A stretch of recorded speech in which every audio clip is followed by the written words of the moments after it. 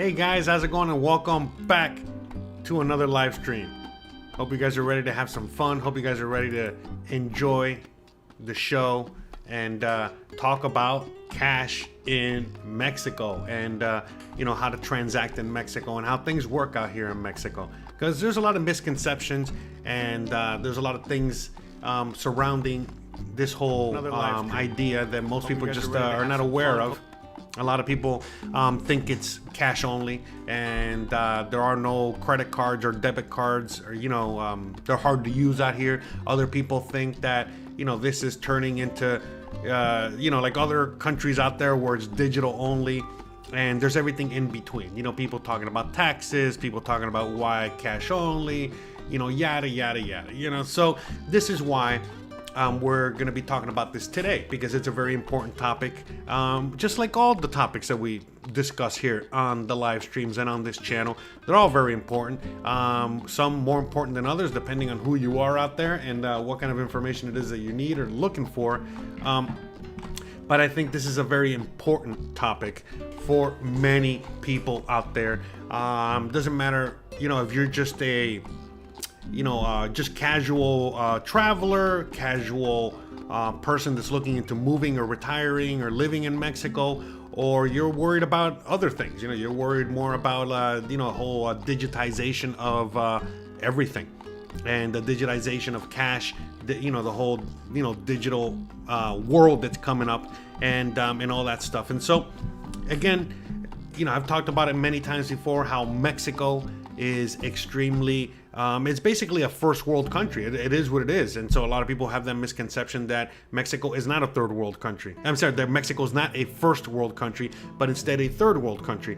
And couldn't be any further from the truth. So if I'm always talking about Mexico being a first world country, the fact that there are many cities out here that are already, making moves in order to become smart cities, and in order to become, more, technologically advanced and all this other stuff. A lot of people have a misconception about all this. And so some people are very happy and, very inspired by all this, technical, movement going forward. And some people not so much. Some people are more worried than anything else. And so this is why we're going to be, discussing this a lot further in today's episode, because the reality is that a lot of these topics, it's funny because sometimes people will reach out or leave comments, in my videos and say, oh, why did you take, an hour to answer this question, this very simple question, when you could have answered it in 2 minutes? And the reality is that, of course, there are many things that can be answered very quickly, very swiftly. But most people are not looking for just a yes or no answer. Some people are. Some people in a hurry. Some people just want a simple answer. But a lot of people, they seem to be wanting more depth, more information, more nuance, more, again, just having a conversation about these topics. And so that's what we do here. And that's why we go very long on some of these episodes or some of these, topics. Because, again, as you guys already know, it's not just a simple yes or no answer. Simply put, is Mexico a cash-only society? Well, technically, no, of course not. You know what I mean? Like, we do have computers. We do have, bank cards and electronic payments and all this other stuff, whole infrastructure related to that. So the real answer to that would be Mexico is a cash-heavy society, where about 80% of all the transactions are cash. In fact, most people prefer cash over digital. But of course, there is a huge digital infrastructure. And if wanted, if desired, all Mexicans, could basically go into digital only and abandon cash only. But there's a reason as to why they won't do that, and they probably never will do that. And this is what we're going to be talking about in today's episode. By the way, I'm just kind of going a little long with the intro, because for some of you guys that know about what's going on out there, again, me, I'm always bouncing around. Hopefully you guys can keep up. But how it works with like the YouTube algorithms and stuff like that is that if I go right away and start talking about certain things, immediately I get, dinged All right, so that's why I gotta go on a long intro and kind of bounce around yada yada yada for a little while until the live stream is up and going, and then once it's going, then we can go hard and I can really go deep into things like what Keith said. Screw the WEF 15-minute cities. Yeah, so that's something that's not gonna happen out here. It's not even, no matter what, no matter what they want to do with that whole idea, that will never function in Mexico at all. Now, of course, it'll function in other parts of the world. As you guys already know, they're already implementing it in some parts of the world, and some of you guys are, leaving your country of origin simply because of things like that. And of course, you want to come to Mexico and make this your home, and some of you guys are worried about that and worried about the fact that they can control your money, they can control your bank account, they can control you, if you have all your money digitized. And well, guess what? Most Mexicans know this. This is why, they don't put too much validity, or not validity, sorry, they don't give too much power to these banks. So they use banks, they use the digital infrastructure, they have to, because it's part of the modern world. Let's say that you're a Mexican business person, whether you have a large business or a small business, it doesn't matter, but you got to do business with another entity that's probably on another part of Mexico, or even in another country, in another part of the world. So you need digital infrastructure in order for that to function. Again, just quick example, my wife, would want to order something from China, from Temu or whatever. Well, the digital infrastructure has to exist. She can't just send physical pesos, Mexican pesos, over there, and then, the Chinese are gonna, get those Mexican pesos and then magically convert them into yuan and then send her, her little Pokemon or whatever, she ordered from them. So, of course, Mexico has a digital infrastructure. Of course, Mexicans, pay digitally. They have bank cards, debit cards, credit cards. They have, a credit system. They have loans. They have, they have the whole infrastructure that you would have in the USA or Canada or other parts of the developed world, right? But the reality is that most opt to not use that. If a Mexican has a choice, hey, I'm gonna work a little harder, okay, so that I can pay off my bill and not have a debt, they would choose that over getting more debt. Where a typical American might just say, you know what, I don't want to work those extra hours. I'll just, incur a little bit more debt, and I'll just put it on my credit card. I'll just, write it off. I'll just, declare bankruptcy, whatever. So that those things kind of that doesn't exist out here, and that system doesn't exist out here, and that mentality doesn't exist out here. So this is, again, this is why it's an important thing, because, for some people that hear about how Mexico runs its economy and its, monetary system, its currency, and all that stuff, some people love it. I love it. I love the fact that it's cash only. We got, gold and silver are, heavily valued out here, and so on and so forth. And some people don't like that. Some people want, Mexico to be just like home, all digital. And it's not going to be all digital. Again, I'll give you an example. You can go to a doctor, okay? A fancy doctor, the most expensive doctor in that particular Mexican city that you're in the most expensive hospital in that particular Mexican city that you're in. And they will prefer, in fact, they will ask you, in fact, they will almost demand, hey, can you pay in cash?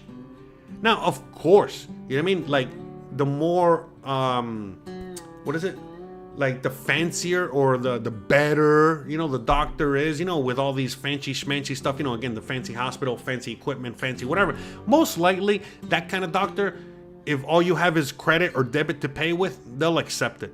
But they'll let you know straight up, hey, no, can you please pay in cash, okay? And that goes and it's for all the obvious reasons, Why would the doctor prefer to pay in cash? Well, because now they don't have to declare that. Now they don't have to pay taxes on that. Now they can, again, yada, yada, yada, yada.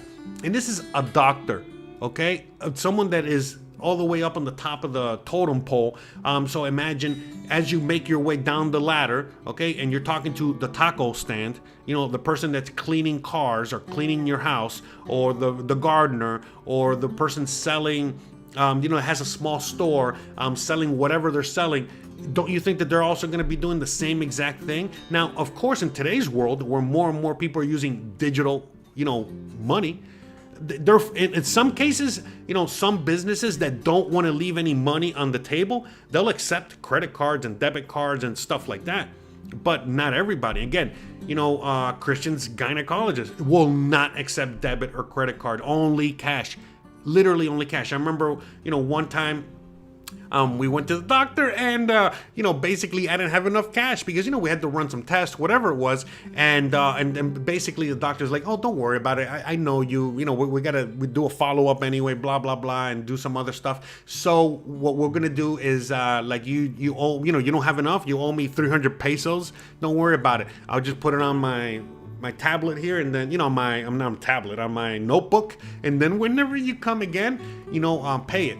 And by the way, we went again, and she forgot that we even owed her money. I had to remind her, hey, I owe you X amount of money, whatever. So, just to give you an idea, you know what I mean, how things kind of run out here. So, but anyways, before I go too deep, you know I just go on a rant and I just don't shut up. I want to give a big shout out to everyone out there in the audience. I see a lot of people that were saying hi to me, and I'm sorry, I just went, you know, full throttle, and I completely forgot to say hi to everybody. But anyways, hello to everyone out there in the audience. Shout out to all of you guys. I love you guys. You know, I want to give a big salute to some of you guys out there, and again, I want to I want to wish a speedy recovery to Hidden Knowledge out there. She just said that she just came out of a hip replacement. You know, so good luck with that. Hopefully you recover and feel better soon. Shout out to Viviendo Tu Mejor Vida en Mexico. By the way, I checked your channel out really quick, you know, for a few seconds. Shout out to you. Good job with what you're doing with your channel. It's awesome. Okay, awesome. As you know, I'm also heading in that direction as well. So, ya tu sabe, you know, keep doing what you're doing, and you know, hopefully we can, you know, pivot to do more of that. Okay, going forward. But anyway, shout out to you, brother. Y suerte con todo. Let me see. Adrian, shout out to Adrian. Shout out to Viviendo from he's all the way in Nayarit. Shout out to Keith, Adrian. I thought it was Keith Hernandez for a second. Keith Hanna. Okay, so Viviendo Mexico says a lot of people here ask for bank transfers to get paid, which I'm not comfortable with. So we're going to talk about that in a second. I'm glad you brought that up. That makes a great point. Average Joe says cash is king. Correct, change is even better. That's right. We're going to talk about that as well. Didn't need cash at all in Mexico City. There you go. So again, we'll talk about that. In a city like Merida, you know, cash is king. Many places around Mexico, cash is king. Mexico City, just like I'm sure maybe even Guadalajara and other, you know, even Monterrey, I'm sure that it's more digital over there. Again, we're going to discuss that as to why that is, and so on and so forth. Are you saying you can't get by without cash in Merida? No, you can definitely get by, but you're going to find out very quickly. You're going to have a bunch of hiccups, you know, when you don't have cash constantly readily available. You know, for someone like me that's always been cash heavy, it's just not a problem. You know, I love Mexico. In fact, when I lived in Seattle, it was a pain in the ass because I was always trying to pay with cash, and some people didn't even want to accept my cash in Seattle. You know, they just wanted a digital payment. It was very annoying. But anywho's. Okay. So shout out to everyone out there in the chat. Sorry if I missed you. If you got any, you know, thing to say, please go right on ahead and say it, and hopefully I'll catch your comment. But anyway, sorry. So let's just talk about the bank transfer. So in Mexico, it is very, very common that someone, when they're asking for payment. By the way, let me know if the music is too loud or overpowering or whatever. I think I got it at a low enough volume, and hopefully, you know, these views of Mexico behind me are a lot better than if I were to just keep it this way. All right, but you let me know. You let me know if you prefer to see my fat face in full frontal, or if you like the Mexican whatever. And if you don't say anything, I'll just keep doing what I'm doing. All right, so what I was going to say about the bank transfers. So when it comes to like the bank transfers and stuff like that, how it works is that in Mexico, a lot of people are gonna want a bank transfer. That is a very common way to pay people out here in Mexico, and it's almost like cash, believe it or not. So the thing is that the IRS of Mexico, the Mexican IRS, okay, the tax enforcement agency, they are called SAT, like SAT, like literally your SAT test, okay? So the SAT, which is the IRS of Mexico, they're the ones that are in charge of collecting taxes and enforcing and all this other stuff, okay? So let me show you, let me break it down how it works, okay? So in the USA, when you're working, a regular job and you're getting a regular paycheck, they take the taxes out of your paycheck. And then every year when you do your taxes, okay, what you're really doing is that you're getting your money back. Because what's really going on is that when you are getting paid in the USA, okay, and you're getting taxed, what's really going on is that the US government is asking you for a loan. And so every single paycheck, you're giving them a little loan. And then at the end of the year, when you got to do your taxes, okay, what you're really doing is that now you're asking the government back for your money. Because notice that you always get all your money back, okay, or most of the money back that you paid in taxes throughout the year as an employee. So in Mexico, it's the same exact system. The thing is that in the USA, when it's that time of the year to do your taxes and get your money back, it's very easy. You go on TurboTax, or you go to one of these tax whatever, you go to H&R Block, whatever, and you basically get your taxes done like this. You can do them yourself. You can hire somebody like H&R Block to help you do them, especially if you got 6 kids and you got a bunch of whatever, a lot more things to do in your taxes. So long story short, it's very easy to get your taxes done. And then on top of that, once your taxes are done, you send them in and you get your money. In fact, like I said, like some of you guys already know, you might be able to do your taxes with TurboTax or H&R Block or whatever, and they might even give you the money right there. They'll give you a check.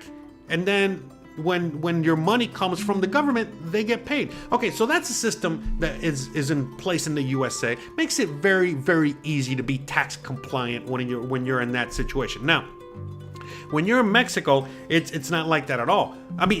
When you're in Mexico, it's a similar situation. It's the same exact situation, except for one thing.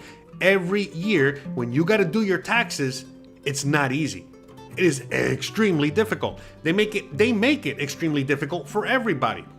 So if you're just a regular employee, okay, and you're getting taxed, now it is your duty that now you got to go to the Mexican IRS office, wait in line, go through a whole procedure, see a Mexican IRS agent, do your taxes through them, yada, yada, yada. It's like a whole thing.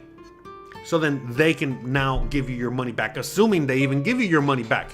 So most Mexicans, since they know that that's the system, most Mexicans opt out. If they can, they opt out of being in that situation so that they don't have to waste their time every year to go get their money back from the government. Now, who does this affect the most? Well, obviously, if you're just a regular employee working a regular job, this is, you're the one that's the most affected because you're poor, you're not making much money, you need that money that they took away from you, so now you got to go and waste all that freaking time at the Mexican IRS office to get your money back. But for those of you guys that know taxes, and that you actually don't work a job, but you are a business owner. This is the USA, okay? USA, I don't know how Canada works, but let's say in the USA. The trick that a lot of people figure out is that when you work for yourself, when you are an LLC, a sole proprietor, when you are a business and you're not working for somebody else, but you work for yourself, well, then you don't have to pay taxes every paycheck. In fact, you have to basically keep track. You have to keep track of your taxes. You got to keep track of your everything. And then it is your duty at the end of the year, okay, to basically get your taxes in order, okay? And then you got to give that to the IRS. And then the IRS matches it with what they got on their end. And then they'll let you know if you did your taxes right or not. and then you go from there. And so that's why if you are a business owner, you don't pay taxes throughout the year. You only pay taxes once a year, or you do your taxes once a year. Whether you got to pay or not, that depends on who your tax accountant is, but that's another story for another day. So in Mexico, it's the same exact thing. Okay. And so, by the way, when you're doing it that way, usually you owe some money, because since you didn't pay taxes all year, well, now you owe taxes. Okay. So in Mexico, it's the same exact way.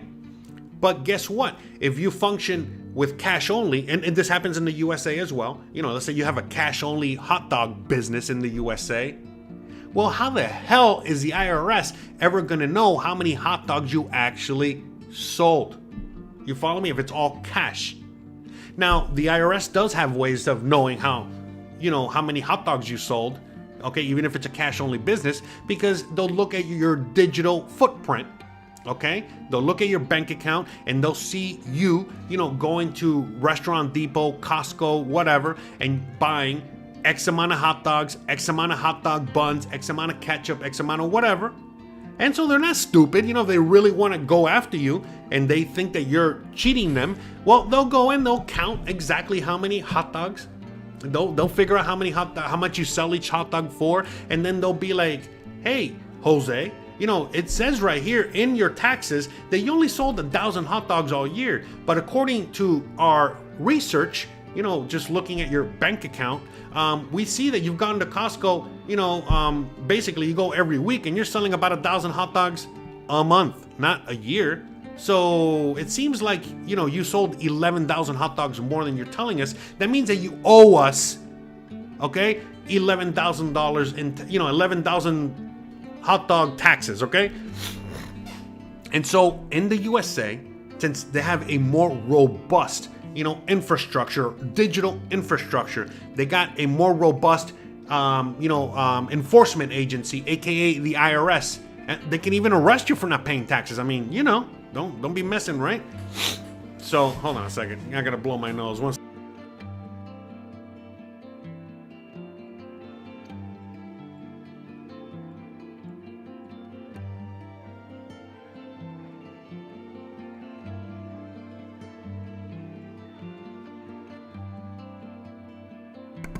All right, we're back. Sorry about that. My apologies. Sorry, I had to blow my nose there. It's turning in from summer to fall, so you already know the allergies are hitting up.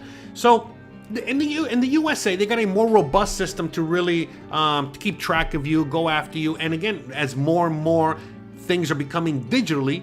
Well, now they even, if you're just selling hot dogs for cash only, and then the guy next to you is accepting debit cards and credit cards and digital payments, well, that guy's probably going to sell more hot dogs than you. So now they force you, to do that. And then on top of that, most people in the USA and people out there want to pay digitally. Okay. So that's the system in the USA. Now in Mexico, well, guess what? The Mexican IRS can also see, what, your transactions are in and out of the bank in a certain extent. But the thing is that since they don't have a robust system, they can barely attend all the people that go to the Mexican IRS to take care of their Mexican taxes, on a regular basis. Well, what kind of enforcement are they really going to have? Or what kind of, checks and balances are they really going to have? Not much, very little. Tiny bit. So if you're just a normal Mexican functioning in the normal what's the word I'm looking for? Informal economy, you got nothing to worry about. Basically the SAT can't really do much. In fact, they have memes all over Mexican the Mexican social medias, and it's always, how, people interact with SAT, with the Mexican IRS. And so what does it mean? What do I mean by this? Okay, so, for example, let's say that you are a doctor, or you're selling hamburgers, or you're selling whatever it is you're selling, right? And a lot of people want to pay you digitally. They want to pay you with their debit card, with their credit card. They want to pay you with a bank transfer, which again is very normal out here. And it's normal in the USA as well. You guys do Zelle, you guys do Cash App, you guys do, what's the other one? Anyways, you know what I mean. That's basically the same thing. So in Mexico, it's the same thing. They have the bank transfer thing, and there's no fees, there's no nothing. So what happens is that the Mexican IRS, okay, they look at all these transactions and they see, you have all of these transactions of people paying you or sending you money. But they don't know why they're sending you money. They can only assume why they're sending you money. And so since they can only assume and they cannot prove, and they got no resources to prove, okay, who or what is going on there, they really can't do anything. And on top of that, since the Constitution actually works out here, laws protect you out here and all this other stuff, well, then guess what? Let's say that SAT takes you to court, and say, hey, you didn't declare all this stuff. What's going on? Blah, blah, blah. You can simply say, oh, guess what? Those transactions are none of your business. Those transactions are private transactions. They could all be donations. You don't know. I don't got to tell you anything. And that's where it basically ends. Now, of course, the bigger the business you are, the more likely you're going to have to pay taxes. And it's not pay taxes. For anyone that knows or runs a business, you know that what you're really doing is you're collecting taxes for the government on each purchase. So again, I am a merchant, I'm selling whatever, and I'm selling a phone, okay? And the price on this phone is 1,000 pesos, okay? But I gotta pay taxes on it as a merchant. Everybody gotta pay taxes on it, right? So the taxes might be 200 pesos. So then the price on this phone is now 1,200 pesos. So I charge you 1,200 pesos, the customer. I collect 1,200. 1,000 is, my profit, whatever. And then 200, I'm collecting, and I got to hold that money to give the government. So, of course, the bigger the business you are, the more of a digital infrastructure you got, the less you can get away from paying the government the taxes. Now, the smaller you are, business-wise, or again, the lower on the rung you are, let's say you're a doctor, it doesn't matter because, again, if you're getting paid in cash, how is the government going to be able to prove this? Okay. And again, another thing on top of that is the fact that if you don't pay your taxes in Mexico and they, the Mexican IRS says, hey, you didn't pay taxes, you committed a crime, now you got to pay taxes or else. Well, the or else is basically a fine. That's it. You're not going to go to jail for taxes. Now, again, you can go to jail in the USA for tax evasion, for not paying your taxes, for lying about your taxes, for doing all this shit, but not in Mexico. And by the way, in the USA, you shouldn't be, going to jail for any of that either. That's another story for another day. But again, you can, and you know that people have gone to jail for not paying taxes. Now, for me, I say all the time, I'm more afraid of, an officer, a police officer in the USA, okay? And, the power that they have, the authority that they have, as opposed to the IRS. I'm not scared of the IRS. Why?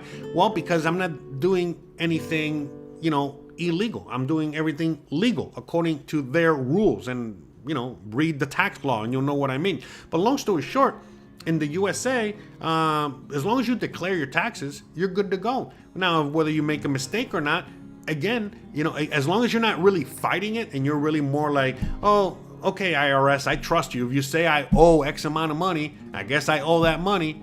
I don't have the money to pay you, but hey, put me on a payment plan and I'll more than happy pay you. And that's the thing. As long as you work something out with the IRS, whether it's legal or not on their end, okay, and you don't, I'm one of those, I'm not a tax fan, okay? No taxation without representation. Taxation is theft. I'm one of those guys. But long story short, you got to play ball.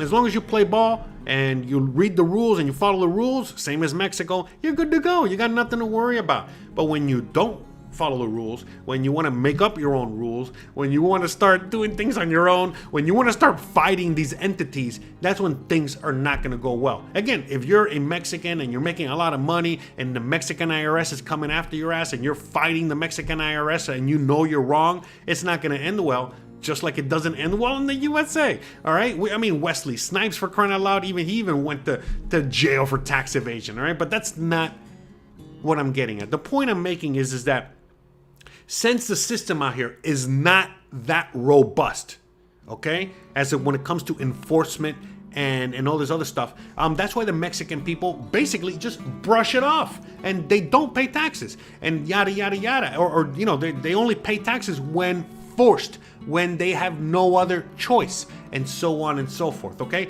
and it's all part of Mexican culture. That's most Mexicans. Of course, you're gonna find Mexicans that are more than happy to pay taxes. They want to pay taxes. They're screaming from the highest tower that not only, are they happy paying taxes, but everyone should be paying taxes. Of course, those Mexicans exist just like those Americans exist. Those people exist, okay? But the typical Mexican is not a fan of taxes. They know that taxes are bull crap, that they're basically stealing from you, that they're not really doing anything with those taxes, yada, yada, yada. All right. And again, most Mexicans are well versed on the government.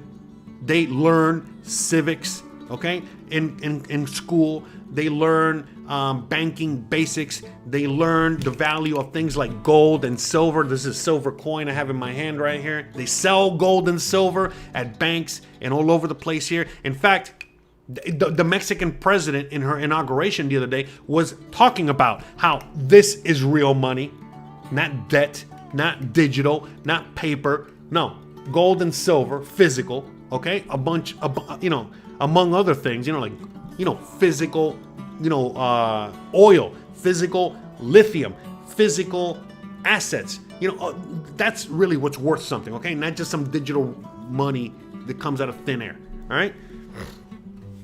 So the point I'm making is that in Mexico, most Mexicans are fully aware that they cannot trust the bank, they cannot trust the government, they cannot trust the tax agency, they can't trust any authority, the cops, anybody.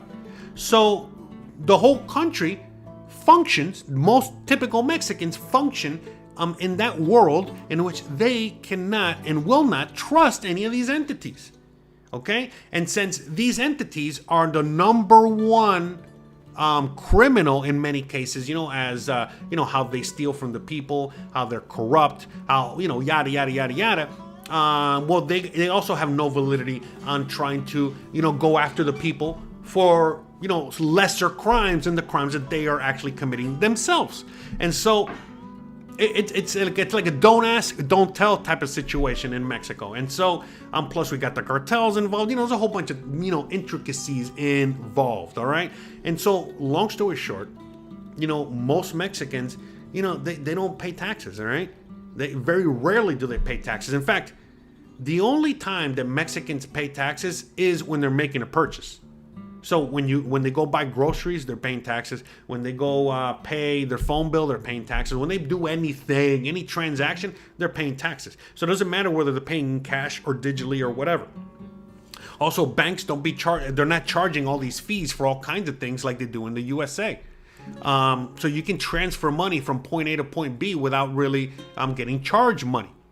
So again, this is why people don't have a problem, getting paid digitally. So let's say I have a business and, some of my clients, want to pay me digitally. Great, no problem. There's no audits or anything like that. And again, even if there's an audit, they got to prove. They got to really, really, really, really, really, really prove that what I did was wrong. Not just assume that what I did was wrong according to them. Okay, that's number one. All right. That's a main reason. But like I was saying, it's a whole thing of like they just don't trust these authority figures to do the right thing with the money that they're sending over there. Now things are changing, with the new government. Now people, the people are finally starting to have a little bit of faith in government. With the Morena party and, that was in power the last 6 years and is in power these next 6 years. So they got more faith in the government now. But again, the president, when she was talking in her inauguration, she was, she was mentioning the tax situation. She was basically said, yeah, the whole system is effed. And we can't really even, do anything about it right now until, meaning we can't enforce, we can't do anything until we fix the system to the point where a regular worker, someone working at a regular job that gets a regular paycheck, that they can now get their money back at the end of the year, kind of like how they do in the USA. So she's basically saying, we can't do jack shit until we get that fixed, until we get that rectified. Once they get that rectified, they'll move on to other things. But long story short, at the end of the day, Mexico is a country. Mexico is a country that highly values privacy, highly values real money, not currency. Currency is paper money, okay? Fake money, fiat currency, fiat. Okay, so, they use that, but that's not, they know that doesn't have any value. The country itself, okay? So the country itself already knows all this, okay? And they know that the people know this, okay? The Mexican people have been through a lot, okay? The last time that Mexico had a giant economic downturn was in the 90s, okay? Which is, by the way, this is why right now $1 equals 20 pesos. Because they already had their, a situation in Mexico of hyperinflation, of devaluing of their own currency, of their money, of their hard work, of all this stuff. But Mexico has learned. They learned. Sometimes some of these things are not in the control of the people. It's the government and the people in power that messed this up. But the people, they got the power to not participate. Okay? And so this is why the people, even though, since this happened not that long ago, and the people here don't forget, because they make it a point to not forget, they make it a point to teach their children, to teach, the next generation, to teach everybody what is real value, aka, again, gold, silver, and so many other things, as opposed to just this fake paper money. They're constantly being taught this, constantly being reminded, constantly being warned. Don't go fully digital. Don't go in debt yourself. Don't do all of these things, yada, yada, yada. And by the way, so now, the Mexico is becoming extremely digitized, and the younger generations are, being given all of these, what is it? They're being given all of these tools, okay, to incur debt. So even though their parents and grandparents were not fans of debt and did not incur debt, and they couldn't even get a loan even if they wanted to, well, now the new generations, they can go to the bank, they can get debts, they can get a loan, they get credit cards, they get all this stuff. But now the other joke, okay, the other fun part is that since there's no real infrastructure for this whole thing, what's really going on is that a lot of young people, they're getting offered, these debts, just like you do in the USA. You're getting your Capital One card or your Discover card or your whatever bull crap, debt, and people are not paying it back in the USA. So the same thing is happening in Mexico, where now all these entities are coming into Mexico and opening up the floodgates as it comes to, hey, we're going to give all this debt out to these people that apparently they don't know they want it. So we're going to make sure that they see how awesome it is to have all this free money. So we're going to give it to them. And guess what's going on? They're giving it to the people, and the people know that since the system is not as robust, as the people giving away the money would like it to be, well, they don't got to pay it back, and they can just disappear, and that's it. Debt is gone, And so now these entities that are giving out the debt, giving out these loans, now they're stuck holding the bag. And guess what? In the USA, when things like that happen, well, these entities, these banks, okay, they just go to the US government and say, look, they took all my money. They didn't pay back their debts. That's not fair. And what does the US government do? They bail out the banks. They bail out the businesses. They bail them out. On top of all that, again, I don't know if you guys know this, but let's say that you have a debt, and this is in the USA. Let's say you got a debt with Capital One, and you don't pay that debt, and it goes to collections. Okay, so what happens is that immediately as soon as that happens, the Capital One credit card, they wrote off your debt, meaning that when they do their taxes at the end of the year, they tell the US government, hey, look, that person that, we give a credit card to, they never paid their debt. Okay? So since they never paid their debt, that's a loss incurred by us, Capital One. And so, since it's a loss, we're declaring it on our taxes, and you will pay us back for that. Okay, I'm simplifying it, but that's really how it works. Okay, so then now the U.S. government, so you all of a sudden did not pay your Capital One debt. It doesn't matter. The U.S. government will pay that debt for you. The thing is that once you get sent to collections, that basically means that Capital One already got paid by the U.S. government. Okay, but guess what? Capital One is still sending you they're still sending you emails, or they're still sending you letters to your house that they want that debt. And if you go on ahead and pay that debt, now they get paid twice for that debt. Now the government paid your debt, and now they get to collect that debt from you, because since you don't know how the system works, now you're paying that debt double. Okay, now you're paying them double. But guess what? A lot of times Capital One, and just like all these other companies do, what they do is that they sell your debt to another company so that they can collect. So now you got a collection agency coming out after you. So now when Capital One, declares a loss, they get their full payment from the government. They sell their debt, okay, to another company to collect. Well, they're making money off that, so they collect twice.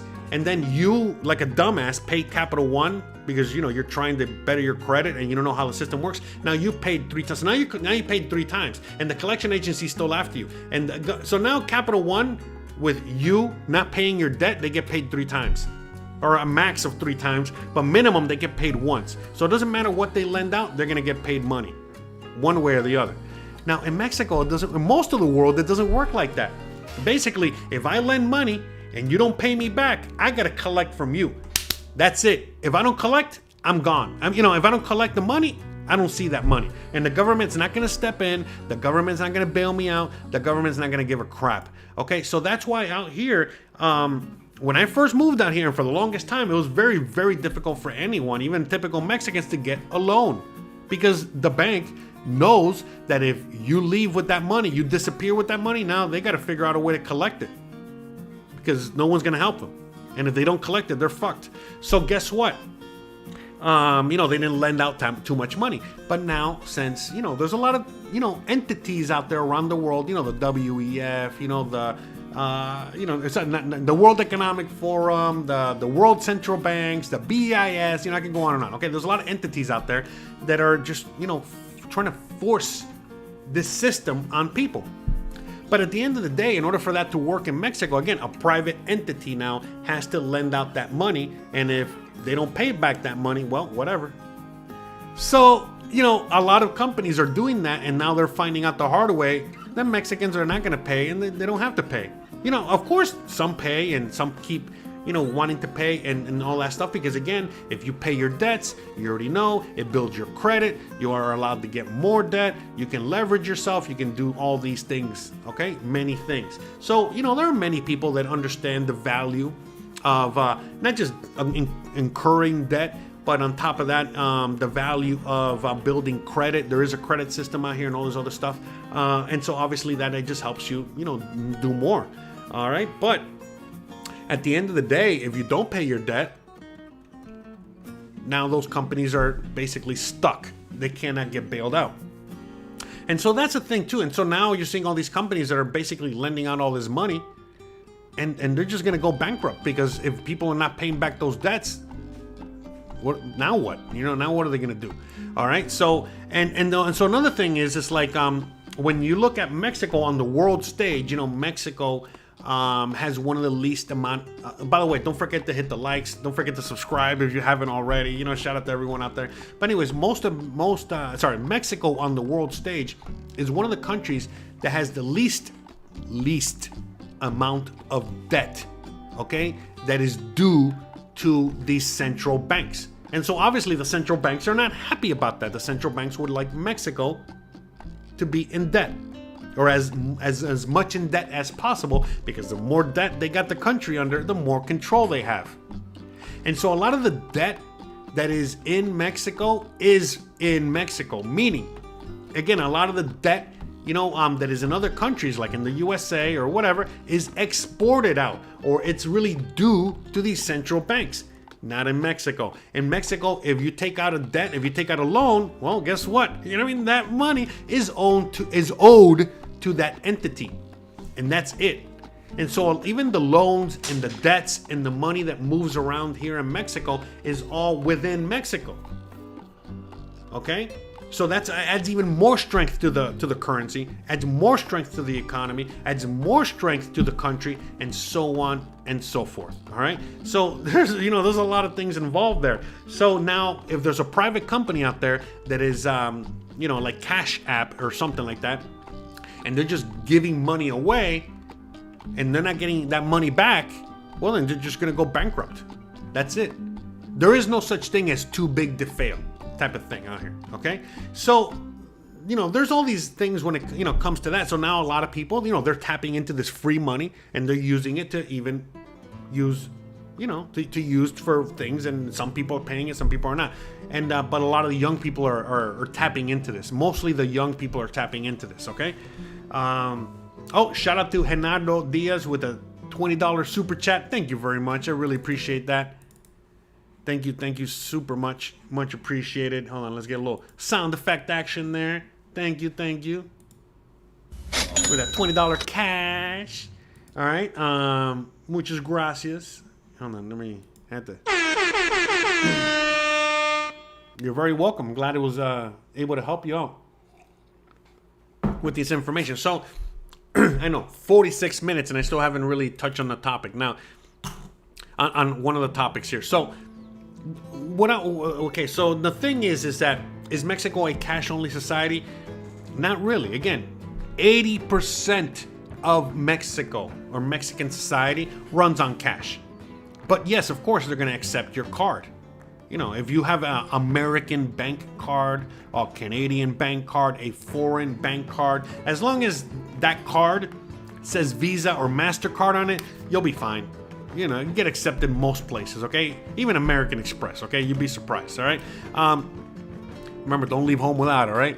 Anyways, but the point is that, of course, digital payment is available here in most places. But like I said, some doctors are not going to accept it.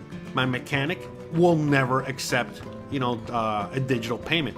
Many people I know, many businesses I know will not accept digital payment. So, for example, when I go to the fruit vendor, the vegetable vendor, the organic fruit stand, they don't have any digital anything. Okay? It's all cash. Because again, think about it. I'm buying a couple bananas and I'm spending like 68 cents. Dollars, or 68 US. I mean, come on, what digital payment, like the credit card company is going to charge me more, than the bananas you bought. Okay, so and I could go on and on. There's so many businesses like that. Okay, like that would just accept cash. I've said it multiple times before as well, that if you go to big box stores, they'll even give you a discount, or they'll give you a lower price. Okay, they'll have two prices. They'll be like, this is the price, okay, for cash or debit. Let's say you can pay digitally, but with your debit card, meaning that we get the cash like that. So if you pay cash or you pay with your debit card, this is the price, okay? And if you pay with a credit card, or if you pay with store credit, meaning the store's credit card, the store's credit, whatever, then this is the other price. It's always a lot higher, okay? And out here, a lot of people, even if they incur a debt, let's say that they bought a car or a house or whatever, a big purchase, and they had to incur some debt because, those things cost money. Most Mexicans, they're doing everything possible, okay? Working extra hard, working a second or third job, doing a side hustle, whatever it is they got to do in order to make more money quicker, faster, to pay off that debt as soon as possible, okay? So that way that debt is theirs 100%. 1 second, guys. Hold on. I got to take care of something. It just started raining outside. My apologies. Hold on.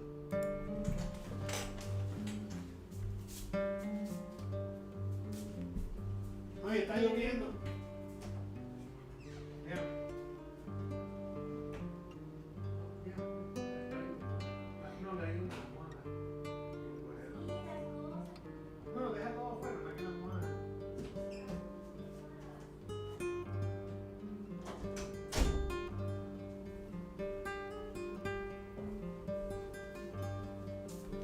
Sorry, guys. All right, we're back. Yeah, sorry, it just started raining out there. We had some clothes. All right. Yeah, it's that time of the year where it's the rainy season, the hurricane season, all that stuff. You know, shout out to everyone out there. Hopefully everyone's stayed safe, you know, during the hurricane season and everything going on out there.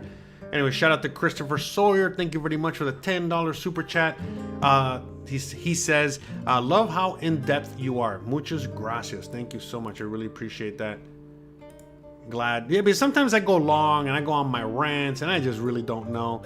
You know, sometimes you let one or two comments saying I talk too much, you know, to let that, whatchamacallit, dictate what's really going on. Oh, sorry. Wait, am I on screen? Yeah, I'm screen. Okay. Yeah, okay. Yeah, sorry. I lost my train of thought. Things are just all over the place here. Anyways, all right. Shout out to Christopher. Thank you very much.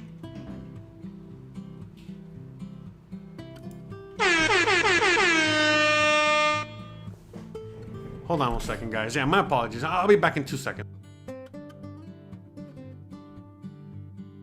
Well, I'll be right back. Hold on 1 second, guys.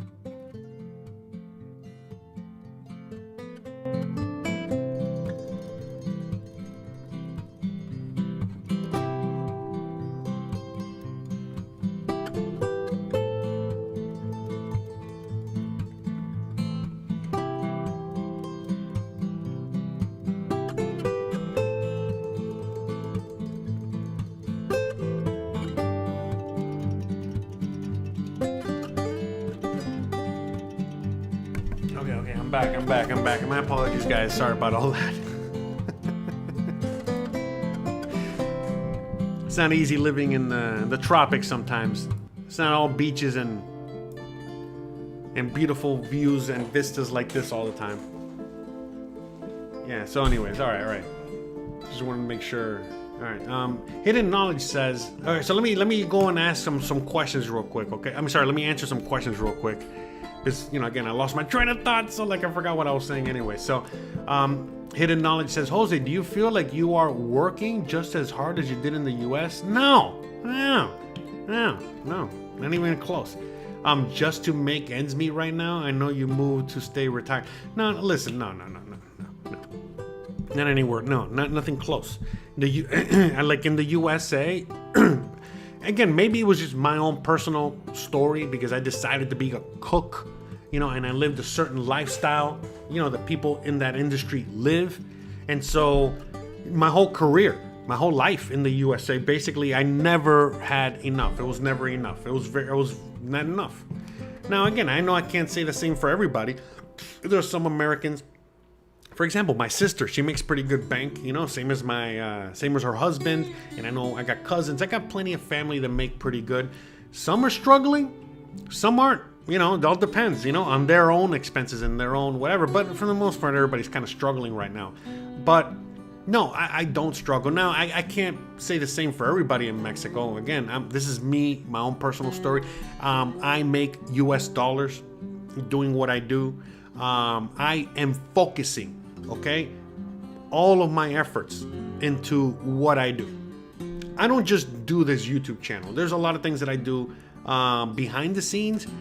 It's still me, you know, meaning, again, because I don't want to talk to you guys too much about it until I like to keep certain things under wraps until they're out.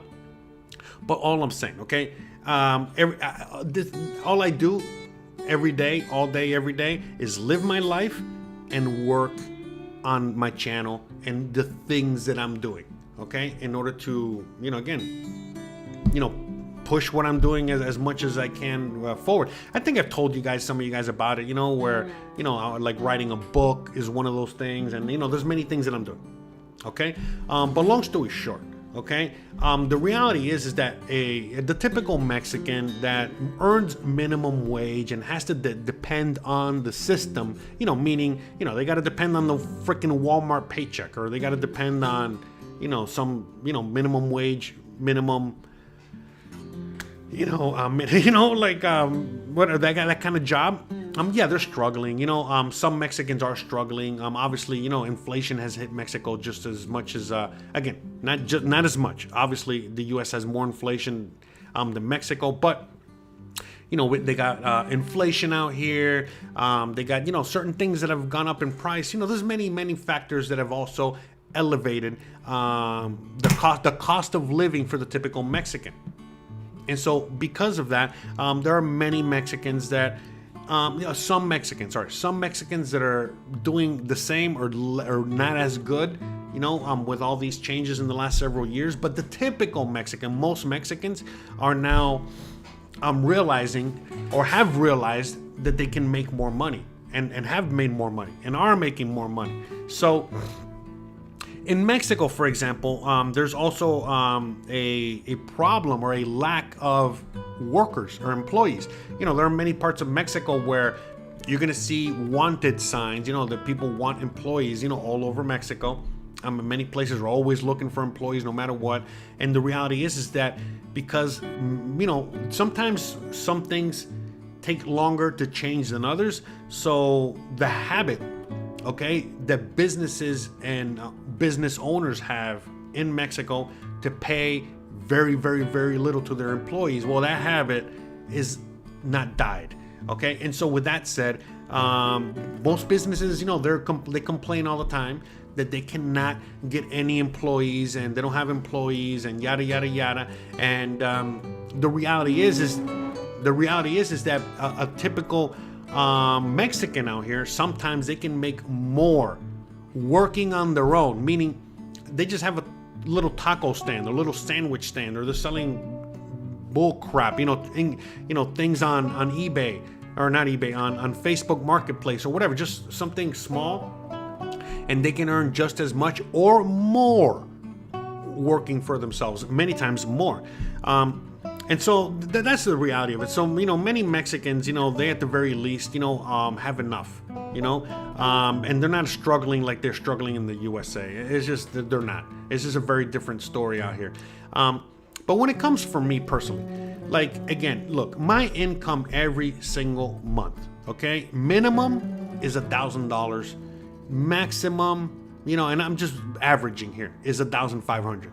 Okay, but many times it's way less, way less than 1,500. Usually every month is around 1,000 a month. Okay, and this is the reality of it. Now, is it enough? Well, yeah, it's enough, but I am barely making it. Now, the thing is that I live with, my Mexican wife, and she is very frugal, and she lives a certain way that keeps costs down, keep costs as low as possible. I myself am very frugal. I don't need much. I don't want much. So I keep my costs down as well. And so that is enough for us. And that, again, that $1,000 a month, give or take, that's around, with today's exchange rate, around 20,000 pesos, which is pretty good. It's like lower middle class, Mexican, lower middle class, okay? But that's it, but she has plenty of family, plenty of friends, plenty of people that we know that make a lot more than that. Yeah, okay?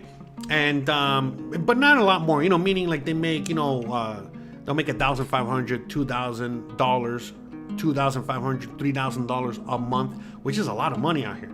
That's a lot of money, okay? Now you're talking about, 30,000, 40,000, 50, 60,000 pesos, and that's just average, normal, middle class family type of thing. Okay, so the thing is that out here in Mexico, if all you're making is 1,000, you can live off 1,000. Okay, you can live off 1,000, but in the USA, you cannot live off 1,000. You follow me? So that's the thing. Now, the person that's living, off of 1,000, obviously, living, in different conditions, and someone that's making $3,000 a month. Okay. And so, you got to take all those things into account. Now, me personally, if I wanted to, okay, I could dedicate much less time to what I'm doing. Writing, the YouTube channel, all the things that I'm doing. Okay, I can dedicate a lot less time to that.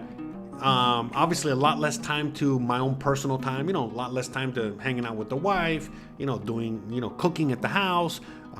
doing yard work, whatever, whatever I want to do, whatever, living my life. I would have to sacrifice a lot more of that to just get a regular job to make money.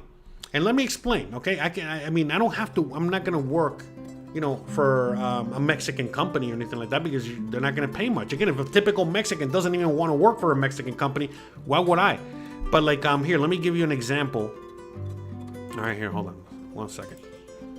Okay, so let's go to the website. So on my website, by the way, for anyone out there in the audience that hasn't visited my website yet or doesn't know anything about my website, you should go check it out. Okay, tons of free information, all free. I don't charge for anything. I don't sell anything. I don't charge for anything. In fact, the only thing I sell, here, I'll show you all the way at the top right there next to digital nomad jobs. You see all the way up there? Right there? And you see a little Cheems. I'm going to click on him, right? And it takes you to my store. So if you want to buy a crappy t-shirt, by the way, I know a lot of you guys have bought these t-shirts and you say it's really good quality. I'm going to be adding some more stuff there soon for the Christmas season. But anyways, that's a great way to support the show. And that's the only thing I'm going to sell. All right. Just crappy t-shirts. Okay. Or mugs or whatever it is. Okay. I digress. All right. But other than that, the only other thing I sell is my time. So if anyone out there wants a one-on-one personalized consultation right there, see, you can click on that. Okay. And it'll tell you exactly, how it works. So, but that's all I sell. So if you want to talk to me one-on-one, I'll sell you my time. If you want to buy a mug or a t-shirt, you can buy that, but that's it. I'm not selling anything else. But with that said, I forgot what I was saying. Geez, I went off on a rant. Oh yeah, jobs. So if I wanted to, I can go to my own website, okay, all the way at the top right there. Again, right at the top where it says digital nomad jobs. I can click on there and look at all this. Look at all the jobs that I can apply to or whatever. So let's just keep it simple. I can go right here to teaching English, okay? And by the way, I'm going to be doing a video on something like this soon, okay? FYI. But anyways, to teach you guys how you can teach English, okay? But anyways, you can just teach English. Anyone can do it, okay? There are other more non-traditional jobs that you can look for here. Flex jobs is a way. Look, I'll click on that. You see, look, number one job site to find remote jobs, okay? FYI. We got Glassdoor, Indeed, and then a bunch of freelance stuff. I'm sure you've heard of some of these, like free Fiverr, Upwork, whatever, right? And then even more and more and more. Now, not all of them are vetted, okay? So not all of them will work, down here in these, down here in the abyss, okay, of links. But regardless, they're available for anyone out there that's willing to work. So I'm not willing to work. I don't want to work. I work hard enough. I work very, very, very hard on what I do, but it's doing what I want to do. And sure, it doesn't pay me as much money as I would like it to, but it definitely pays me in other ways. Again, it pays my soul. It gratifies me, my soul. I'm happy. I'm a happy guy. I get to do what I love, and I get to help out so many people in the process. My wife gets to do what she wants. My wife is not, working at a crappy job. She teaches a couple days at the school, because she wants to, okay? So that she can earn a few more pesos, so that she can buy herself some more supplies, so she can continue doing what she loves to do, which is paint, which is do artwork, which is be an artist. So she gets to be an artist. I get to be an artist, if this is what you want to call me or whatever it is, content creator, whatever I do. I get to do what I do. She gets to do what she does. We get to maintain animals. We got our dog. I live with a horse. So, it is what it is. But long story short, I could go on my own website or others. Or, there's other ways to get jobs and make money. And I can make more money. But again, if I'm teaching English, if I'm, editing a video for somebody else, if I'm doing all kinds of other busy work for other people, well, then that cuts into my time to make videos, my time to live my life, my time to do what I want to do. All right. And so it comes at a cost. So my freedom, okay, comes at the cost of comfort. So the more freedom I have, okay, the more comfort it's going to cost me. Because again, the more money I have, the more I earn, the more comfortable I get to be. But then the less freedom I have because I'm working all the time. You follow me? On things that I don't want to work on. That's a big difference because I'm working all the time on my channel and things that I do. Sometimes I go to bed like at 1 in the morning, like last night, because I'm editing a video. Because I want to. Because there was nothing else to watch on YouTube and I was bored. I was like, hey, whatever, let me just start editing this, start working on it, get ahead on it. But long story short, it's things like that. So this is why a lot of people, they want to emulate what I do and emulate my life and emulate, and try to copy paste, what I do, but they can't.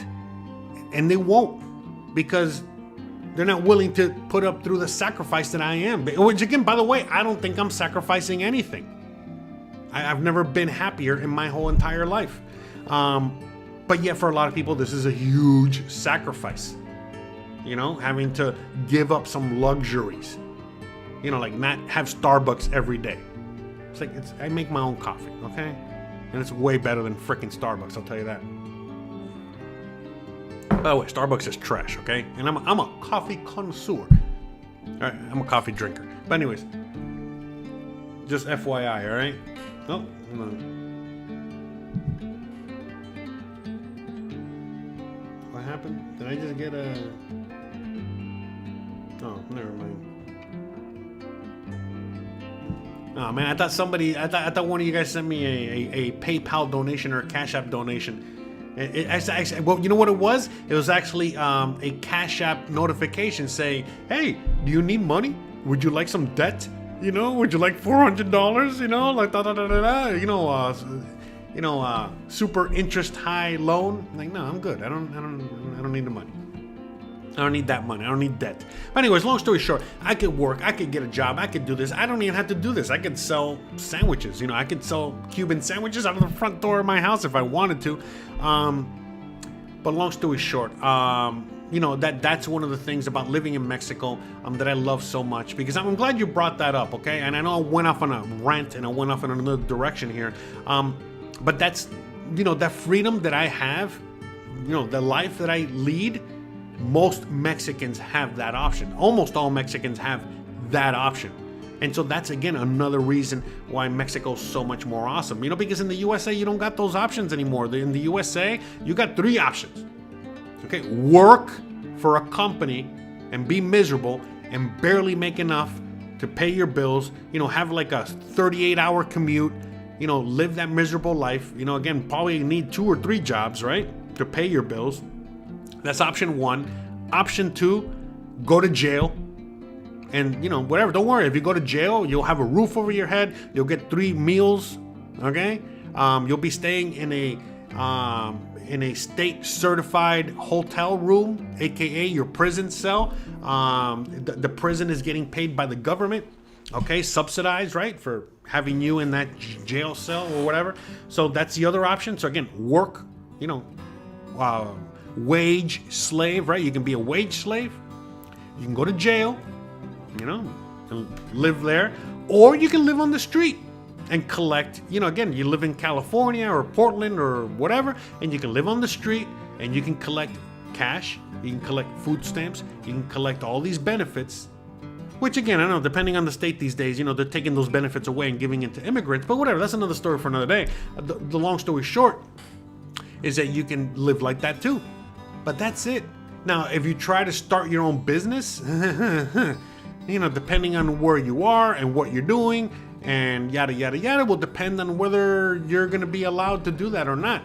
Because the cost of entry, the cost to participate and to be able to, have your own business and be your own boss, some Americans cannot pay that cost. It's too much. All right. So that's kind of like the situation in the USA. If I'm wrong, please correct me, all right? Someone in the audience, so, and all that stuff. So Michael Adcock says, "Hi, Jose. I'll be back in Merida in 2 weeks. Would love to meet up with you." Great. Look, I'll say this now to everybody since everyone's listening and you asked. Look, this is how it works, okay? If you want to, if you want my time, it costs money. So if you want to talk to me one-on-one, voice call, voice chat, okay? I already told you, go to my website, where it says, what is it? We're at personalized consultations, and that's my rate, that's my fee. Okay? And that's it. Now,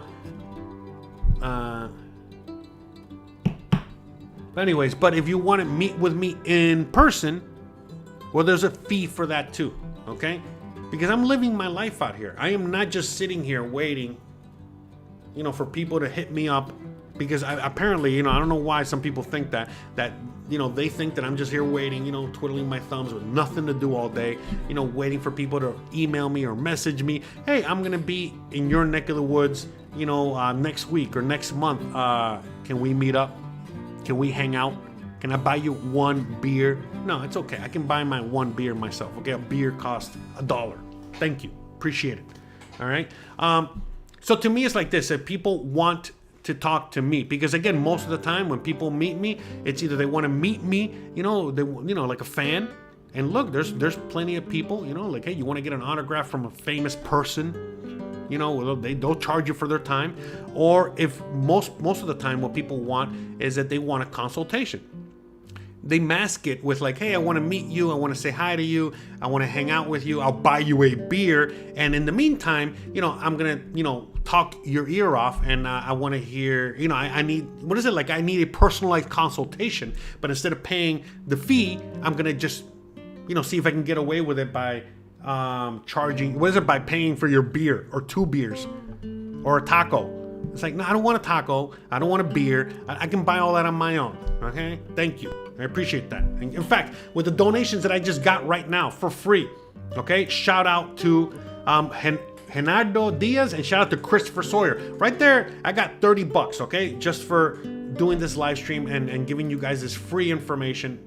And, we had some people in the audience that have, a few bucks and they shared them with me. And you know how many tacos and beers I can buy with that? A lot. Okay, so shout out to both Genardo and Christopher for buying me beer and tacos. All right, appreciate that.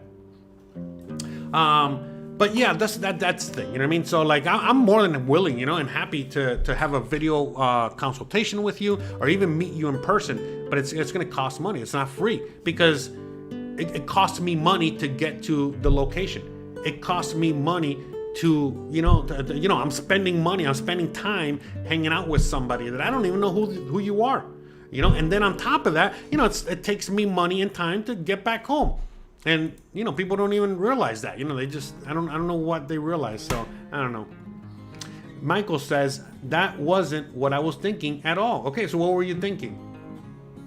Says like, I'll be in Medellin in 2 weeks. Would love to meet up with you. So what were you thinking? I don't understand. Like, you want to meet up with me again? It's just like anything else. Again, think about it. Everyone in the audience, I love you guys, but just keep this in mind, okay? I gotta get dressed. I gotta shower. I gotta this. I gotta get ready. Okay, that's gonna take like what, 45 minutes, an hour? Then I gotta get to the location. Then I gotta hang out there for a few hours. Okay, then I gotta get back to my home. I mean, right there, I already wasted like 4 or 5 hours. Anyone out there? Can anyone help me out there? Sheesh. And I love you, Michael, and I love everyone in my audience. I love all of you guys. But, you guys, got to show that love back to me as well. And so that's all. You know what I mean? So at the very least, just realize that I'm a human too. And I got my human things that I do, just like all of you guys do. I got my morning routine. I would rather hang out with my wife and my horse and my dog, than meet more and more new people. Every time I go out, I bump into people that I don't know. And that's great and that's wonderful. That's the price I pay to do what I do. But, please guys, just have some sympathy, have some heart, please understand where I'm coming from here. Okay. So that's all it is. All right. That's all it is. Okay. Because the thing is that back in the day, I used to meet up with all kinds of people and I quickly found out, man, people are just not bueno. And people just wanted my time, my information. All they wanted to do was drain me of my resources, my information, my all this. And they, man, I remember this one time, long ass time ago, that guy didn't even want to pay for my freaking beer. And that's when I was like, all right, I'm done. I'm done. I can't. I'm not going to. I'm not, especially after, being married and stuff like that. One thing was when I was a single guy and I got nothing to do and I had $0 in my pocket. Yeah, I'll take a beer. Shit, I'll take a taco. I'm hungry. But I'm not saying I'm rich. You guys already know what I make, but I'm not that desperate for a taco or a beer, to spend 6 hours of my time for that. You know what I mean? Like, are you kidding me? Shit, I'll pay you. I'll buy you a beer and a taco to give me 6 hours of free time. Okay? So I just hope, you guys understand that. And again, I don't ask you guys for money. I don't sell you guys any packages or any, anything. I don't do anything. All right? So to me, it's like I give everything away for free. So that's why when you guys send me a donation out of good faith, it's because, I've already helped you out in some shape, form, or whatever. And so you guys are just helping me out. You're just trying to send me or trying to help me the best way that you can, just like I'm trying to help you guys the best way that you can. Okay? That's it. That's all it is. But when people are when it's not enough, all the free stuff that I give them and they still want more free stuff from me, that's when I draw a line and I can get nasty. All right. I used to be a chef, okay? And I'm talking about Chef Ramsay chef. I'm not a nice chef, okay? I was one of those guys, all right? And no, man, you know what I mean? Like, it's like that to me is like an insult at this point, And when people now get insulted, when I don't want to meet up with them, it's like, what? I don't understand. I just sometimes I love humans, but the older I get, the less I understand humans, okay? And the more I love and understand my dog, and my horse, and my drunk ass fucking drug addict horse over here. All right? We're gonna do some drugs later or what? Yeah, we're gonna do some drugs later. Anyways, all right. Anyways, but I mean, I'm sorry. I had to get that off my chest because, man, geez, sorry. Anyway, so shout out to everyone out there. Really appreciate you guys. Thank you for, what is it? Like entertaining my rant there.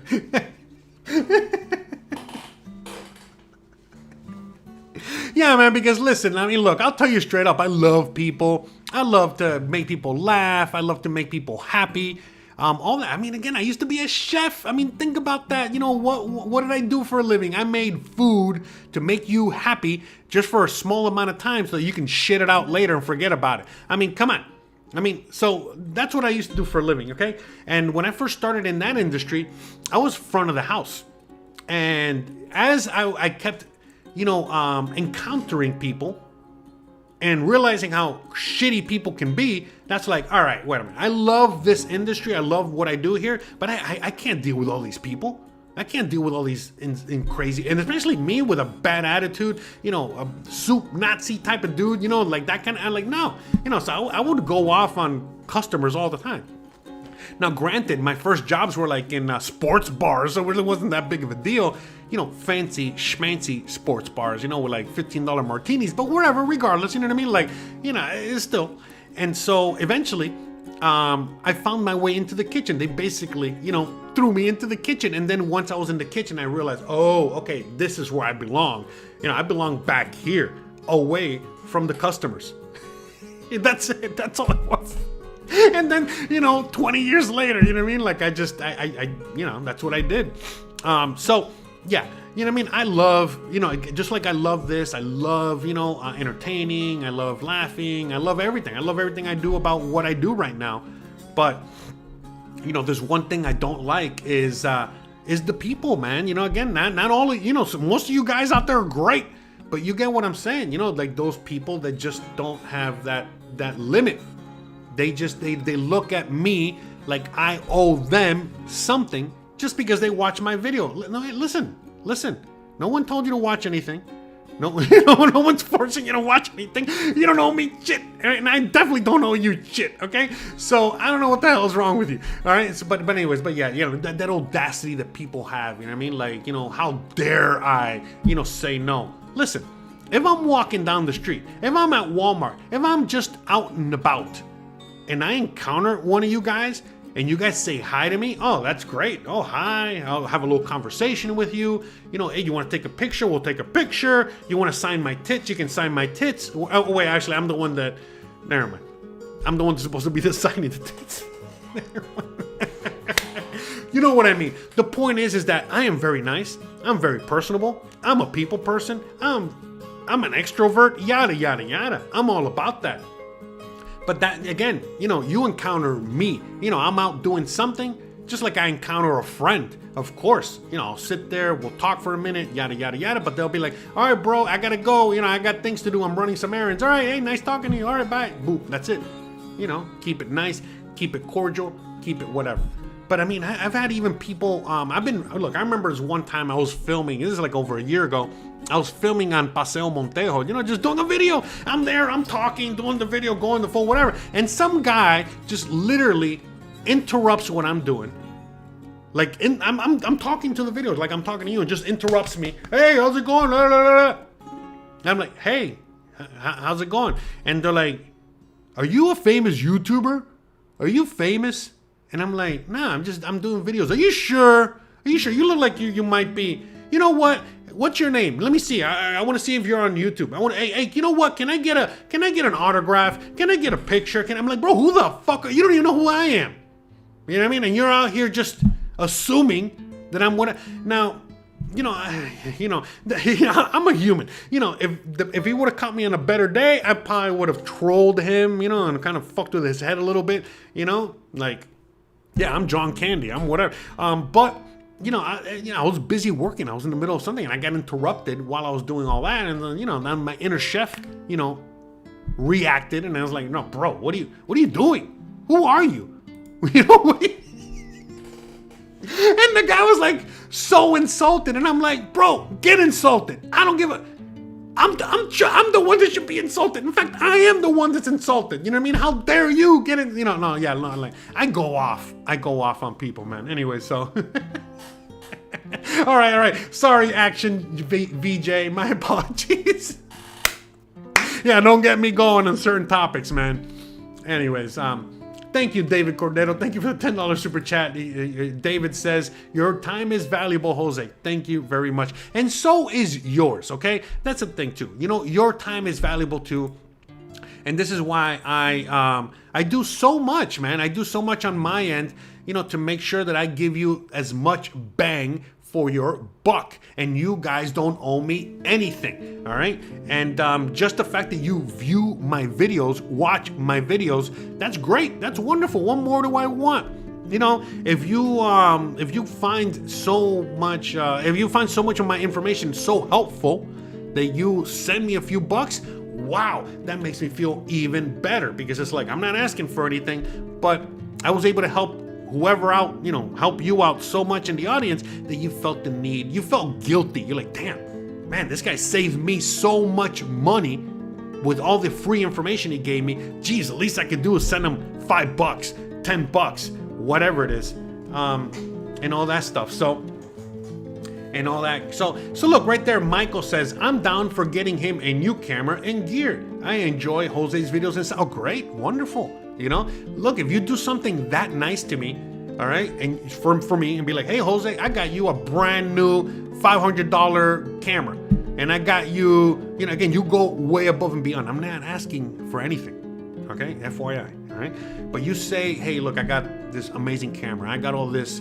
gear. I got like $700 worth of gear for you. I would love to give it to you in person and buy you a beer. Oh, listen, man. Now I'm the one that feels like an asshole, and I feel guilty, and I'll definitely go out there, and I'll be very happy, very grateful, very everything, because it's like, wow, look at this guy. He's paying me way more than I would ever charge him, to meet in person, and he's going out of his way to look at this. He's getting me equipment. He cares about me, the channel. It's more than that, because now, again, you're going out of your way. You're going to get me an expensive camera. That camera is helping not just me and the channel. It's helping everyone else out there that gets to view my videos, and everyone else out there that they can't even afford to send $1. You know what I mean? Now, all of a sudden, because of your wonderful gift, now so many people out there in the audience, thousands of people, maybe more, okay, millions of views, now they get the benefit from this as well. So, yeah, for sure. You know what I mean? There's ways to go about this, and, it is. And by the way, Michael, look, I wasn't insulted by you, man. I was just insulted, not even insulted. It's just, obviously, that's something that I had in my head, but it's just that's something that I get asked a lot, and recently, you know, for months, for a while now, it's something that I have, you know, I just nonchalantly, you know, brush over, and I just kind of, you know, don't talk about it, and I just ignore it and move on. But man, you know, I mean, yeah, it's been a hectic summer. I'll leave it at that. You know how many, you know how many emails and messages I've gotten, you know, of that ilk, and I guess you just, you know, it just triggered me right now, so I apologize. But yeah, you know, it is what it is, you know, and it's okay. Even if you triggered me and it's entertaining to you guys, and we all got a good laugh, especially my horse. Yeah, you're a dumbass, Jose. Thank you, bro. Anyways, it's fine for me, okay? As you guys know, not only do I provide free information, okay, and all kinds of awesomeness, but I also, you know, like to entertain you guys. I want to entertain you guys. Speaking of which, if you guys really want to help me for free, you guys can go to my other YouTube, okay? Go to Jose Unleashed, okay? And go subscribe over there. Go hit the like, you know, go do whatever. I would love, you know, if you guys go subscribe. I would love if you guys go watch me over there. And when do I go live? Actually, I go live soon. I'm already running late here. I cannot believe I've already gone an hour and a half here. So I've gone long here, so I'm definitely gonna be late over there. But long story short, you know, go join me over there on my channel, and we go live after I finish here. So once I'm done here, every single Thursday I go live over there. So go join me over there for more hilarity and good times and fun and all that good stuff. So I'm gonna put the link in the chat so you guys can go over there right now and you know, subscribe, and hopefully I'll get to see you guys there later, and we'll get to all laugh together and have fun and all that good stuff. So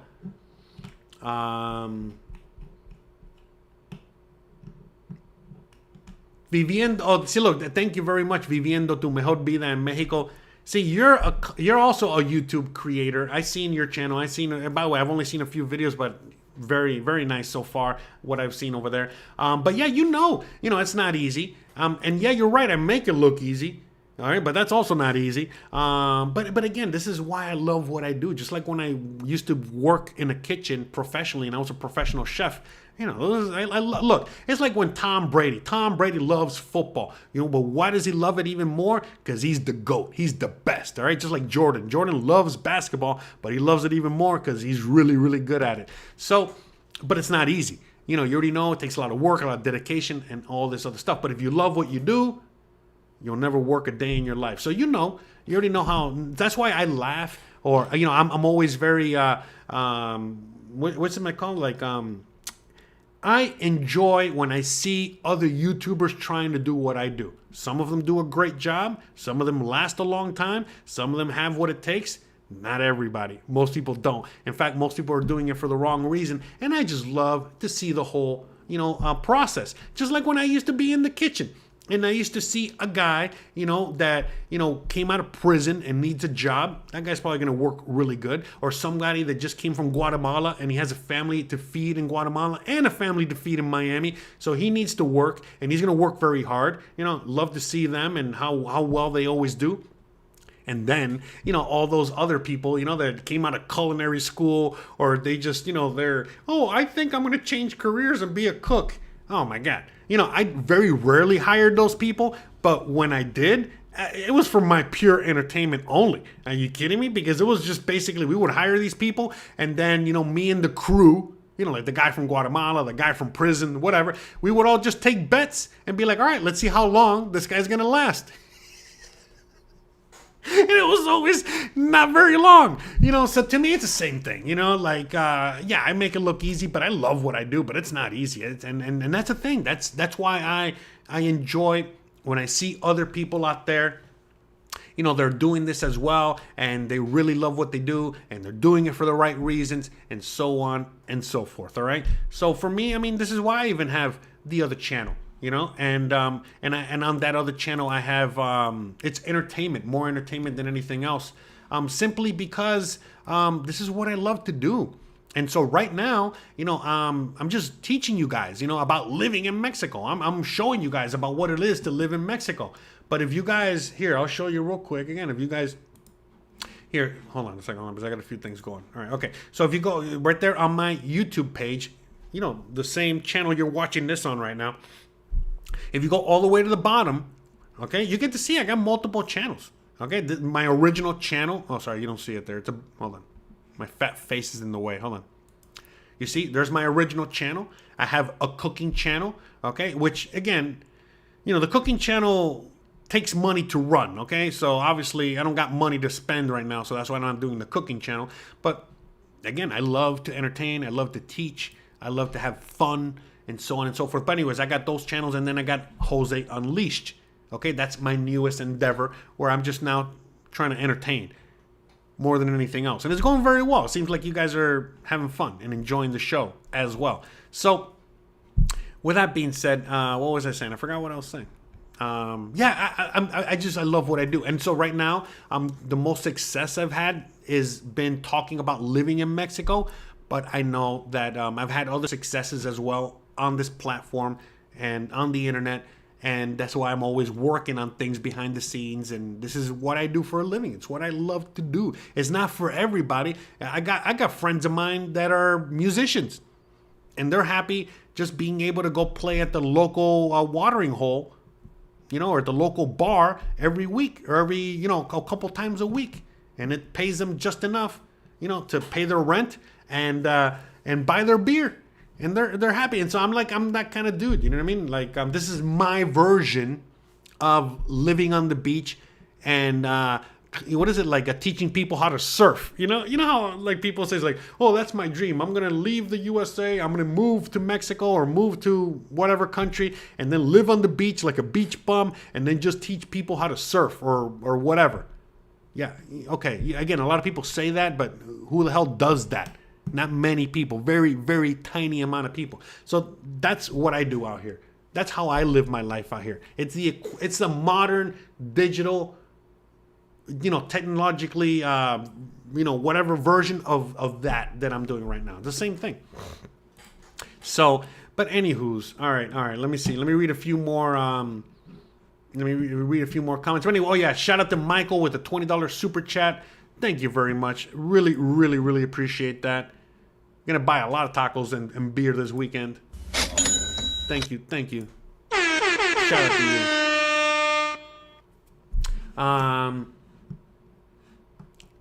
Let me see. But anyways, I really appreciate all of you guys out there in the audience. I really appreciate you guys, all of you guys. Trust me. Even my haters. You don't understand. I'm not that kind of dude. My haters, the people that hate on me, especially on Facebook. Oh my God, man, I got so many haters on Facebook. I love all you guys. Are you kidding me? I'm from a different planet.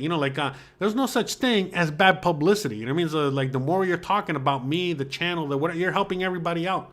That's the whole idea. A lot of people are. But anyways, for me, that's the joy that I get. The joy that I get. From doing the channel. Doing the videos, doing everything I do. When I see other people doing what I do. When I see other people being helped by the information I provide. Seeing other people making a decision whether or not to move to Mexico. You know how many people have reached out to me and said, hey, Jose, thank you so much for providing the information exactly how it's, how it is, because you made me realize that I should not move to Mexico. Mexico's not for me. I'm just going to figure out a way to stay in the USA or move to another country or whatever it is. Okay, so even if that is the result, that makes me happy. Makes me happy that now they're happy that now they have figured out what they're going to do. Well, you have figured out what you're going to do, whatever it is.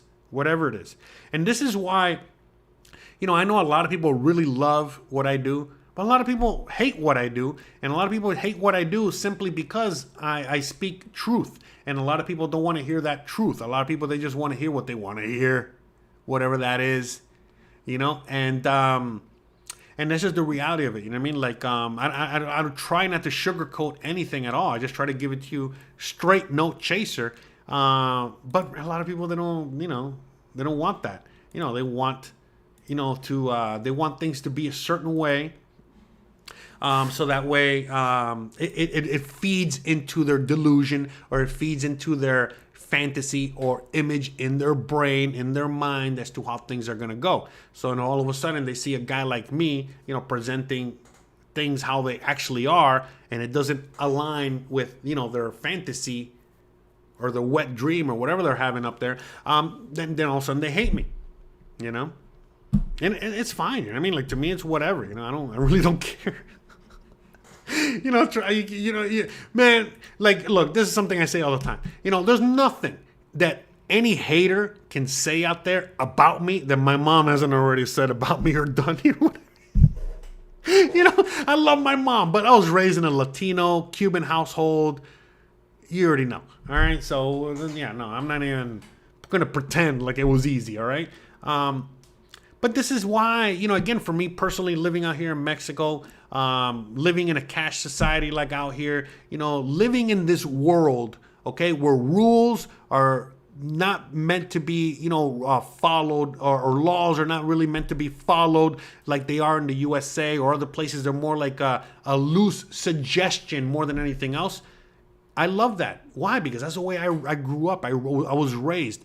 I'm from Miami, Florida. If anyone knows anything about Miami, it's very similar to how it is in Latin America for many obvious reasons. So this is why I have a unique take, or a unique love, or I really, really, really fit in Mexico, as opposed to a typical American that is very rule following, rule abiding, all about the book, all about this, all about, this is the way it is, how they're going to see the world and how they're going to see Mexico as opposed to me. Now, I know a lot of Americans that are, again, the old school Americans that again, you guys are the same way, we're fuck the laws, it's like, this is the right way, this is the way, yada, yada, yada. All right. And so you guys also enjoy the way I present Mexico, because I'm presenting Mexico for what it really is. And at the end of the day, this is, I've said it multiple times, sure, it's great when people, Americans, Canadians, foreigners, whatever, when they love what I do. Yeah, that's great. That's wonderful. That's awesome. But it's another thing when Mexicans, praise me or are happy, with the way I present Mexico. Because at the end of the day, remember, I'm a guest here, okay? I am an American. I am Cuban. I'm not from here. I am here now, and I embrace Mexico, and I love Mexico, and are you kidding me? I love this country more than you could ever imagine. But I don't get it twisted. And I'm not Mexican. I'm not from here. And so when I do what I do, like these videos or talk about these things, I have a duty. No, but anyways, I have a responsibility to present Mexico exactly for what it is and not misrepresent Mexico. And that's a responsibility. And so I take that, to heart. And I try to, represent Mexico as best as I can. And so when I get other Mexicans, like Mexicans, and they're applauding and praising me for what I do, that's all I need, man. That's all I need. When I get some dumbass gringo, Karen or John from wherever, Scottsdale, Arizona, and they're complaining about whatever. And listen, you think I give a crap? I don't. Okay? But when I have, some Mexican, not happy with what I, have to say or what I'm doing, then yeah, it does bother me a little bit. You know what I mean?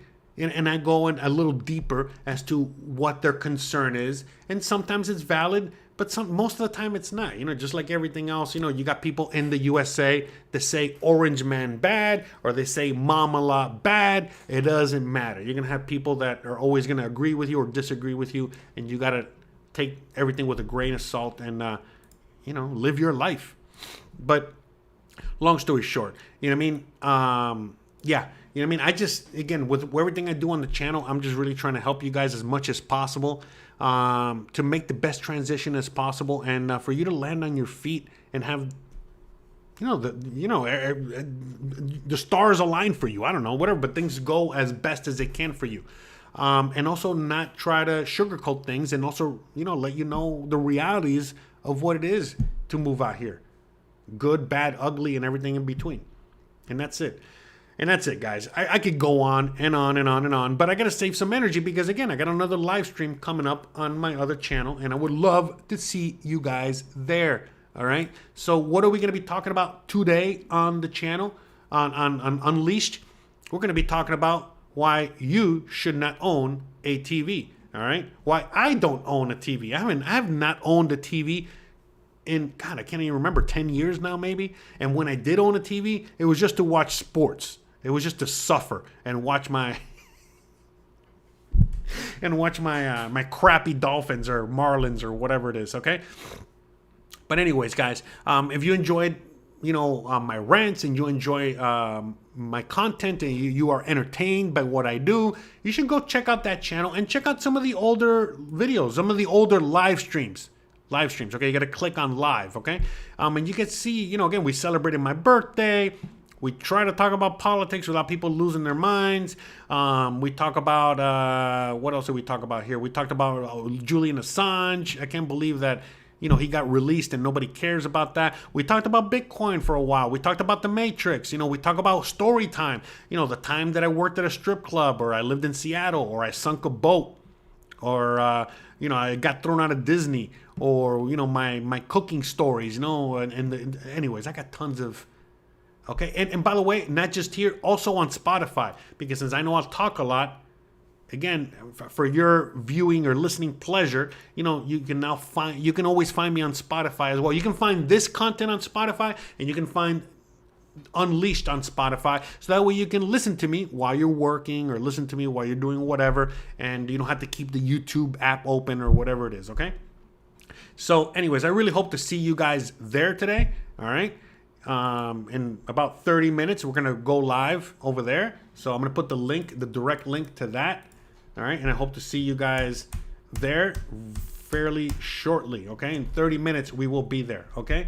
So let me see. Let me read a few more comments before I get out of here. Clay Howell says, can I seek political asylum in Mexico coming from the U.S.? That is a joke. Believe it or not, I know a lot of people have asked me that, and it's not a joke, when they're asking me. But long story short, if you would have asked me years ago, I would have said yes. But now, fast forward to where we're living in today, in Mexico today, and how things have changed today, you don't need to ask for a political asylum. And they're probably not going to give it to you because they're giving it to other migrants. But the one thing that they will give you is a visa. They'll give you residency. They'll give you many other things for you to legally stay in Mexico. And again, you guys can go view my other videos on those topics. In fact, you can go straight to my website, okay? And on my website, you'll see right there, free resources for living in Mexico. You see the button right there? So click on free resources for living in Mexico, and you'll find a bunch of videos with a bunch of information on, how to find rentals and the websites that the locals use. What you need before renting. Top 20 questions about moving to Mexico. A banking solution for those that cannot get a bank yet. An apostille, for you to, certain bureaucracies out here, getting your immigration, getting certain things, you're going to need an apostille. A translator application machine thing. For, someone that wants to learn how to, be a coder and wants to go to coding boot camp so that you guys can be a digital entrepreneur, a digital nomad without having to, apply for a job. You can actually, be a freelancer. You got my the lawyer out there. You got Jose Novello in case you need any immigration help, or you need any real estate help, or if you need any legal help. Okay, he specializes in real estate, taxes, business, and immigration. We got a video there with a complete list of all your Mexican residency options. Okay, so that's for Clay Howell out there. All right, so you click on that one.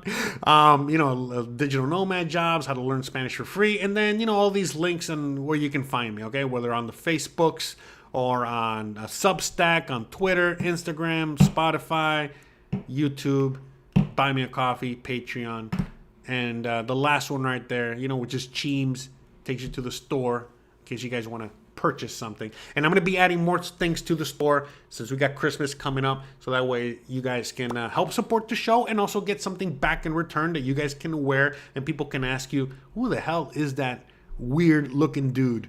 All right, that guy. Who is that? Who the hell is that? Yeah, who is that? Anyways, yeah, who the hell is that? Bruh. All right. Well, anyways, with all that said, guys, I think it's time to get out of here. All right. I love you guys. I appreciate you guys. Looking forward to seeing you guys in a little bit, and 30 minutes to be exact. And again, thank you so much for hanging out with me today. We went really long today. We've been doing around an hour. We went an hour and 45 today.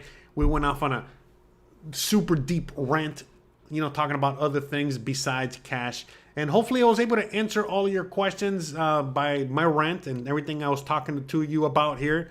And if I did not answer any questions, or you still got questions that you want to, get answers to, you want to ask me questions, please feel free to leave a comment down below. Okay, once I'm done with the live stream, you'll be able to leave a comment down below.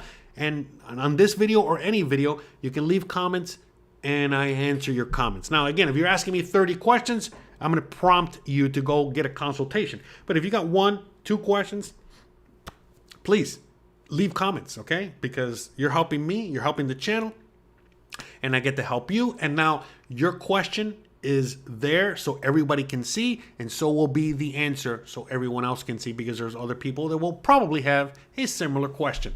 All right, so please, that's why I love when you guys ask me a question in the comment section and I answer them and I keep that going, as opposed to when you send me an email to answer a question. Most of the time, if you're sending me an email, I'm going to send you a prompt, to get a consultation. But if you ask me in the comments, that's why I answer it, because that way everybody can benefit. Okay.